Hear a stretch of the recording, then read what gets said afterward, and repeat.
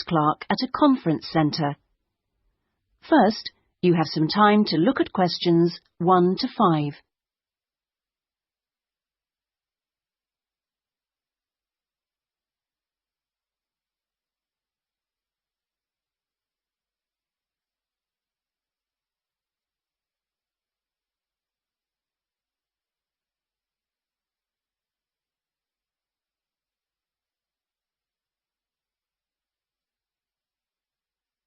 We shall begin. You should answer the questions as you listen, because you will not hear the recording a second time. Listen carefully and answer questions 1 to 5. Conference Centre reservations. Good morning. Hi, I'm interested in the computing conference next month. Future directions in computing? Yes, that's right. Could I ask you a few questions about it? Of course. Okay.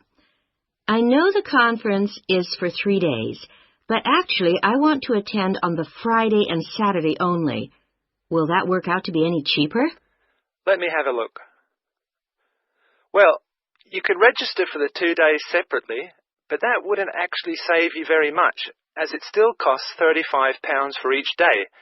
In fact, if you could register for the 3 days, you also get an invitation to a free dinner on the Saturday night, so that's probably the better option. Right, I'll do that. How much will the fees be in that case? It's £75. All right. I'd like to register for the full 3 days. Now, can I pay that by credit card? I'm afraid not. You'll have to send a cheque to us. Or you can pay at the conference office.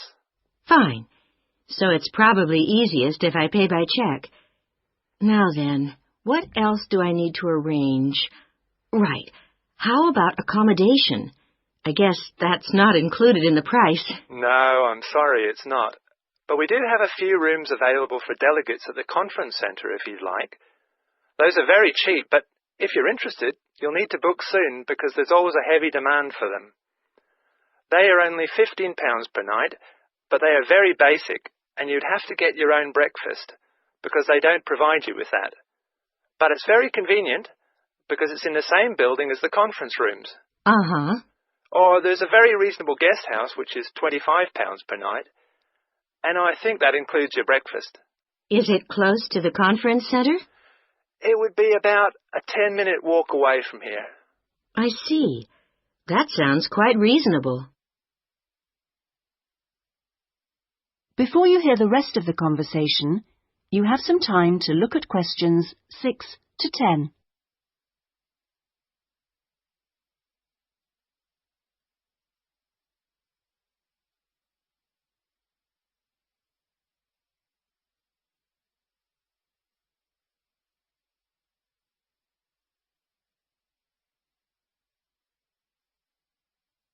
Now listen and answer questions 6 to 10.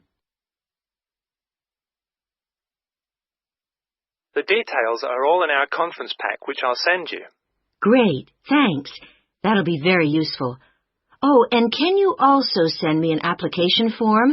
Of course. I'll get that in the post to you straight away. Is there anything else? Yes, actually. Can you tell me where exactly the conference centre is? Well, it's on South Park Road, and it's right at the end of the road next to the library. It's a 10-minute taxi ride from the station and will cost you £5. Otherwise, you can take the bus, which runs every half an hour from the station. That's the 21A, and it brings you straight to the conference centre. Right, got that. That is the end of section 1. You now have half a minute to check your answers.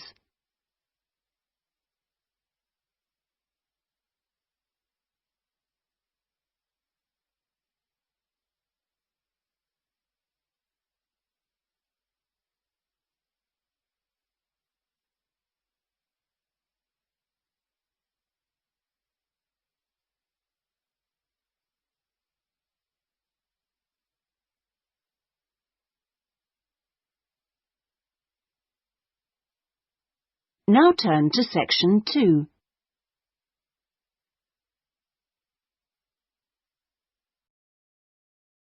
Section 2.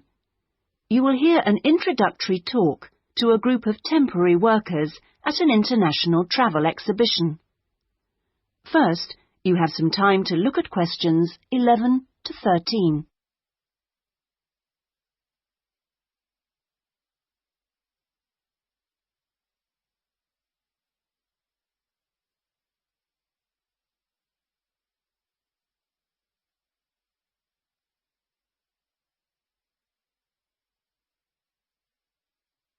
Now listen carefully and answer questions 11 to 13. Good morning and welcome everybody. I'm Jenny Stewart and I'm the staff manager here at the Exhibition Centre. We're expecting this year's International Travel Exhibition to attract over 10,000 visitors a day, ladies and gentlemen, and you are among the 200 extra staff recruited to help look after them. Now, to help things run smoothly, we have divided you into 4 teams: the blue team, the green team, the red team and the yellow team. So first, I'll explain how the teams are divided up, and then we'll be giving you colour-coded T-shirts so we can identify you more easily. First of all, those who will be looking after the phones and handling all calls regarding the exhibition, you will be on the red team. Now, we've also put the entrance staff on the red team, and you'll be stamping the entrance tickets and giving out publicity leaflets, okay? Those of you involved in distributing entrance tickets will be on the yellow team, and we've also put those of you who'll be staffing the information booths around the conference centre on the yellow team, so you'll be getting a yellow T-shirt. Now, most of the hospitality staff have been put in the blue team, so the chefs among you and the kitchen hands will all need a blue T-shirt, but because of the sheer numbers, all waiting staff will be on the yellow team, and this includes the bar staff among you. Those who will be monitoring and directing the traffic in the car parks are on the green team, so you'll need to get a green T-shirt. This year, we've also employed a considerable number of attendants to direct the human traffic around the conference centre. Now, you'll be working in the exhibition hall at all times, giving directions and generally helping people whenever you can. And you will be in the red team, so please collect a red T-shirt. Before you hear the rest of the talk, you have some time to look at questions 14 to 20.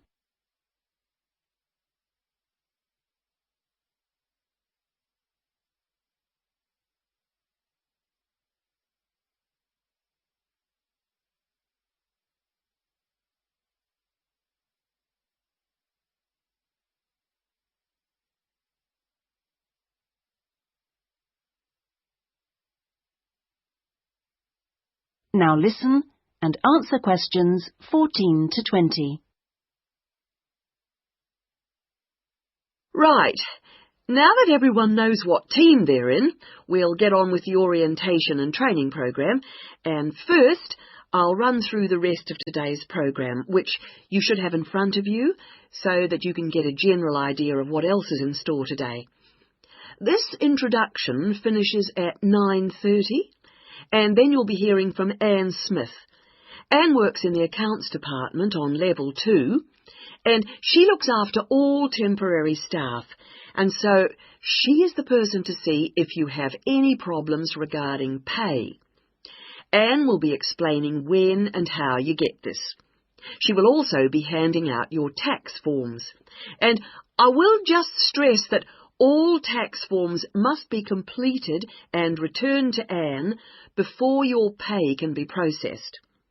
Following Anne's talk, you'll hear from Peter Chen, our conference manager, and he will be going over a plan of the conference centre with you, which will help you to orient yourselves. He will also go through the security arrangements with you and show you the fire exits.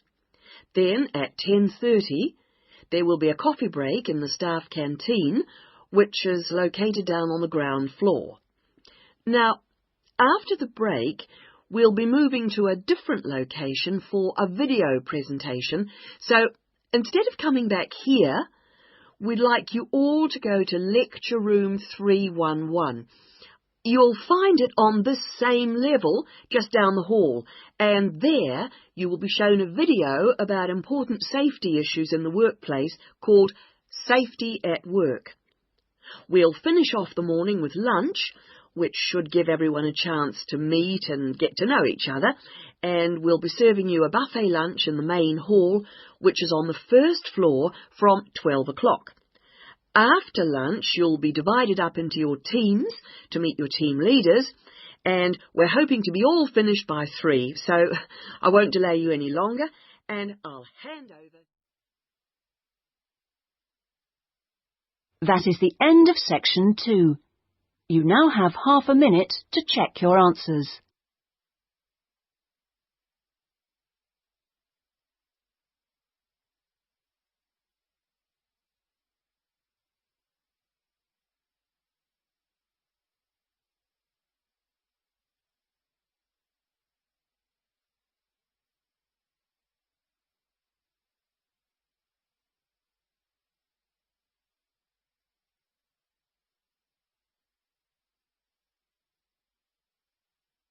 Now turn to section 3.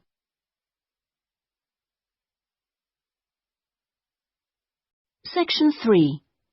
You will hear a conversation between a librarian and an education student. First, you have some time to look at questions 21 to 27.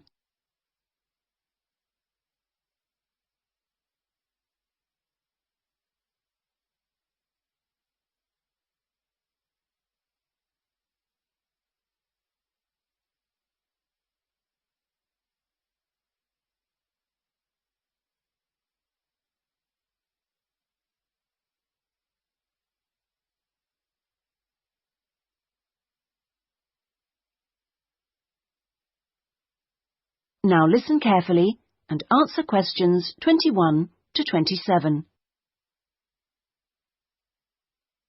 Good afternoon. Can I help you? Good afternoon. Yes, I've just transferred to the School of Education, and I'd like information about joining the library. Well, the School of Education has libraries on 2 sites, as I'm sure you know. This one here is the Fordham site, and the other is on Castle Road. And is there any difference between the 2 libraries? Not in terms of their facilities. Access to online databases and the internet is available at both sites, and each site has a range of reference materials on education. Oh, yes, I see. But the Castle Road site has books on the sociology of education and a collection of textbooks and teaching resources covering most of the subjects taught in secondary schools. Ah, right. But I'm training to be a primary teacher, so I need to look at materials for the 5 to 11 age group. Then you've come to the right place. At Fordham, we hold material relating to primary education, as well as special needs. But, of course, you'll need to familiarise yourself with both sites to make the most of our resources. You haven't mentioned periodicals. Are they held at both sites? Current issues, yes, but if you want to look at back issues, you'll need to use the CD-ROM databases, which are held here at Fordham. I see. Now, about borrowing books, I'm living out of town, so I'm hoping I can borrow quite a few items and cut down on the number of trips I have to make. Right, well, members can borrow 2 books at a time from each site. Only 2 books? Only 2 from each site, but that's 4 altogether. Oh, I see. And how long can I hang on to them for? The borrowing period is 1 month, but of course books can be renewed. You can renew any item a maximum of 3 times. Do I have to come to the library to do that? No, you can do it by telephone or email, but you can't renew overdue books this way, only before or on the due date stamped in the book. We'll need your full name, your borrower number, and the name of the site library you borrowed the items from. So, theoretically, I can borrow books for up to 3 months. Is that what you're saying? Yes, provided they're not recalled. So, what happens then? Well, sometimes an item is requested by another borrower, in which case we'd send you a letter and you'd have to return the book within 7 working days. Don't forget we're closed on Sundays. Okay. Before you hear the rest of the conversation, you have some time to look at questions 28 to 30.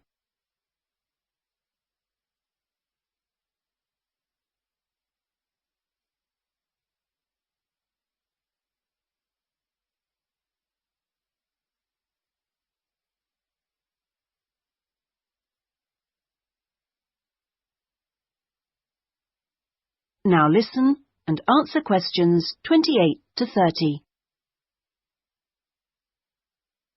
I expect it'll take me a while to find what I need. There's such a lot here. Yes, there is. But if you need help getting started, this term we're running 3 study skills workshops. Oh? What are they on? Let me see. The first one's on resources. Yes, here it is. How to use the library's resources. That includes everything, not just the print and technical resources. That sounds useful. Is there anything on using the internet? Let's see.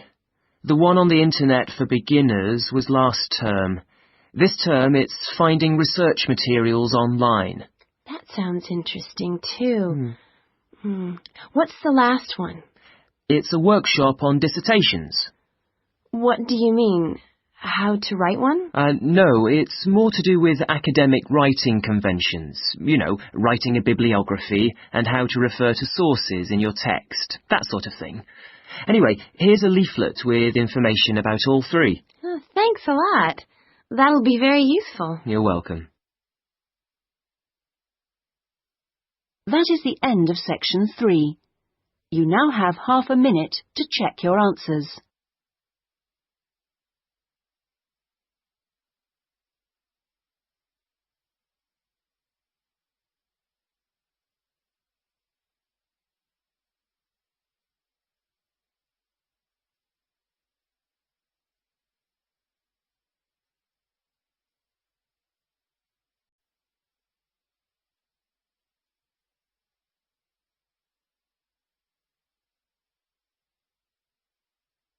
Now turn to section 4.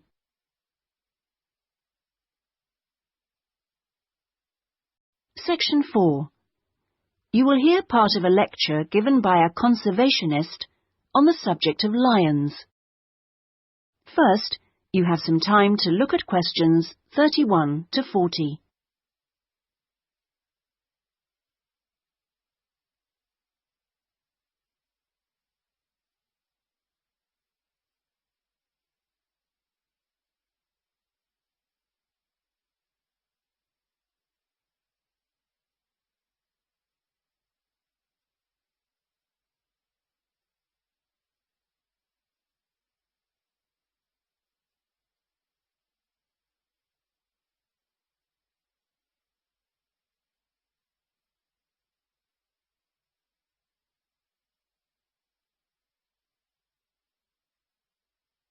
Now listen carefully and answer questions 31 to 40. Well, most people think that lions only come from Africa. And you would be forgiven for thinking this, because in fact most lions do come from Africa. But this hasn't always been the case. If we go back 10,000 years, we would find that there were lions roaming vast sections of the globe. But now, unfortunately, only very small sections of the lion's former habitat remain. My particular interest is Asiatic lions, which are a subspecies of African lions. It's almost 100,000 years since the Asiatic lion split off and developed as a subspecies. At one time, the Asiatic lion was living as far west as Greece, and they were found from there in a band that spread east through various countries of the Middle East, all the way to India. In museums, you can now see Greek coins that have clear images of the Asiatic lion on them. Most of them are dated at around 500 BC. However, Europe saw its last Asiatic lion roaming free 2,000 years ago. over the next 1900 years, the numbers of Asiatic lions in the other areas declined steadily. But it was only in the 19th century that they disappeared from everywhere but India. So, how can you tell an Asiatic lion from an African lion, with which you're probably more familiar? Well, in general, Asiatic lions are not as big as African lions. The colour is more or less the same, but the appearance of the mane is different. That's the hair around the lion's face and neck. The Asiatic lion's mane is noticeably shorter than the African lion's. Asiatic lions also have a long fold of skin on their undersides, whereas not many African lions have this.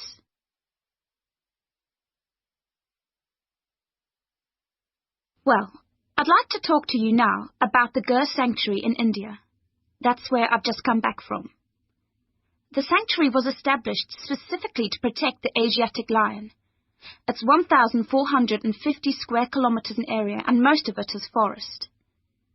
There are now around 300 Asiatic lions in India, and almost all of them are in this sanctuary. But despite living in a sanctuary, which makes them safe from hunters, they still face a number of problems that threaten their survival. One of these is the ever-present danger of disease. This is what killed more than a third of Africa's Serengeti lions in 1994, and people are fearful that something similar could happen in the Gir Sanctuary and kill off many of the Asiatic lions there. India's lions are particularly vulnerable because they have a limited gene pool. The reason for this is interesting. It's because all of them are descended from a few dozen lions that were saved by a prince who took a particular interest in them. He was very wealthy, and he managed to protect them. Otherwise, they'd probably have died out completely. When you see the Asiatic lion in India, what you sense is enormous vitality. They're very impressive beasts, and you would never guess that they have this vulnerability when you look at them. The Asiatic lions don't have the Gir Sanctuary to themselves, I should add. They actually share it with about 2,000 farmers.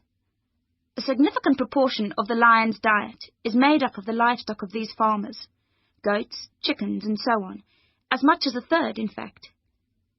And they've even been known to attack humans, especially in times of drought. One final piece of interesting information.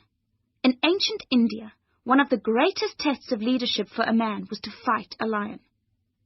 Now, it seems, in modern India, it will be a great test to see if the lion can be saved. I'm sure this is something that all of you will share concern for too. That is the end of section 4. You now have half a minute to check your answers.